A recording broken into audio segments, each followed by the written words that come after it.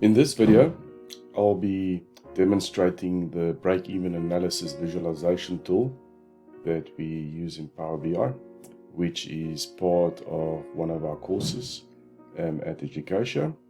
So the idea of the visualization tool is to help decision makers establish what is the break-even units they need to deliver to meet certain profits.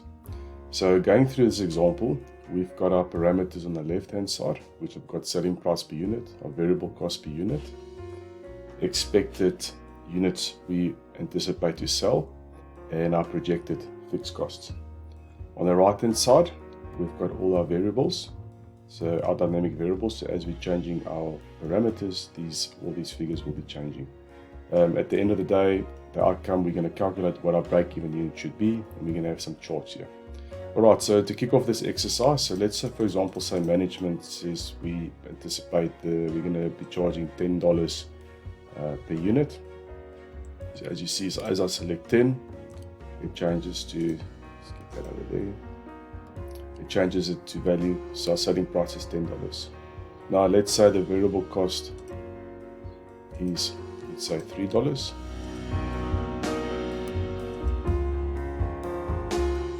Let's make it $5. There you go. Alright, so we anticipate we're going to sell, let's say we're going to sell 11,000 units. So as you can see, there's our 11,000 units there.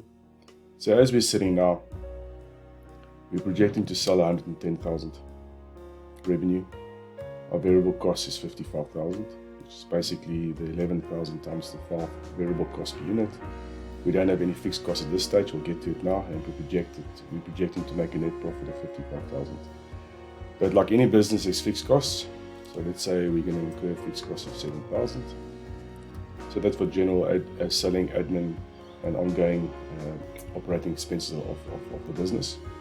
So as we're sitting now, we need to at least make 1,400 units to break even. So break even is at the point that you don't make any profit in the business. So if we make 1,400 units, we break even, and we make a projected profit of 48,000. We've got also a chart here at the bottom that shows you there's our revenue, there's our variable costs we've projected, we've forecasted our fixed overheads, we've calculated our net profit and expected units sold, expected revenue that we'll get.